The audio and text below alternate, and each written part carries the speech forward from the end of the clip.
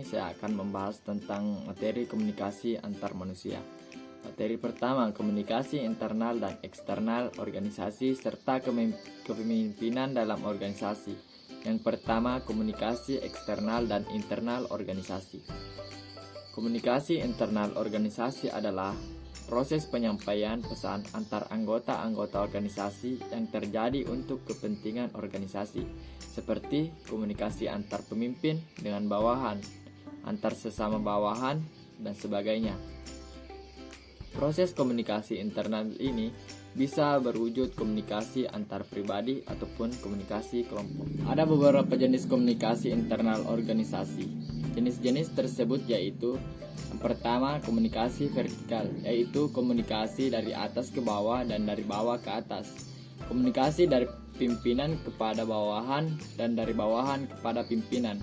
Dalam komunikasi vertikal, pimpinan memberikan instruksi-instruksi, petunjuk-petunjuk, informasi-informasi, dan lain-lain kepada bawahannya. Sedangkan bawahan memberikan laporan-laporan, saran-saran, pengaduan-pengaduan, dan sebagainya kepada pimpinan. Yang kedua, komunikasi horizontal atau lateral, yaitu komunikasi antar sesama seperti dari karyawan kepada karyawan, manajer kepada manajer. Komunikasi eksternal merupakan kegiatan komunikasi yang bisa dilakukan oleh praktisi humas dalam membina hubungan baik dengan publik eksternal. Tujuannya adalah mengusahakan tumbuhnya sikap dan gambaran yang positif dari publik terhadap suatu organisasi. Inovasi merupakan setiap ide ataupun gagasan baru yang belum pernah ada ataupun diterbitkan sebelumnya. Definisi mengemukakan bahwa inovasi itu sendiri adalah suatu ide, barang, kejadian, metode yang dirasakan atau diamati sebagai suatu hal yang baru bagi seseorang atau sekelompok orang masyarakat, baik itu berupa hasil investigation maupun discover. Kepekaan organisasi terhadap inovasi. Kepekaan di sini berarti berhubungan dengan sejauh mana organisasi itu peka terhadap inovasi.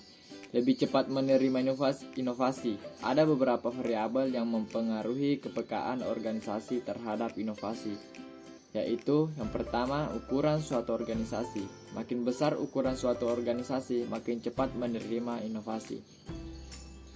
Karakteristik struktur organisasi yang mencakup: yang pertama, sentralisasi. Kewenangan dan kekuasaan dalam organisasi dikendalikan oleh beberapa orang tertentu. Hal ini mempunyai hubungan negatif terhadap kepekaan organisasi.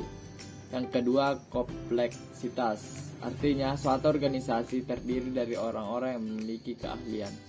Adapun tipe-tipe pengambil keputusan inovasi dalam organisasi, ada dua tipe pengambilan keputusan inovasi yang sering digunakan dalam organisasi. Perbedaannya adalah sejauh mana anggota organisasi dapat ikut berpartisipasi dalam proses pengambilan keputusan. Kedua tipe itu ialah: yang pertama, keputusan otoritas. Keputusan otoritas dibuat oleh seseorang atau sekelompok kecil orang-orang yang sering disebut juga dengan kelompok dominan dalam suatu organisasi. Dalam hal ini, keputusan untuk menolak atau menerima inovasi dipaksakan kepada anggota. Cukup sekian dari saya.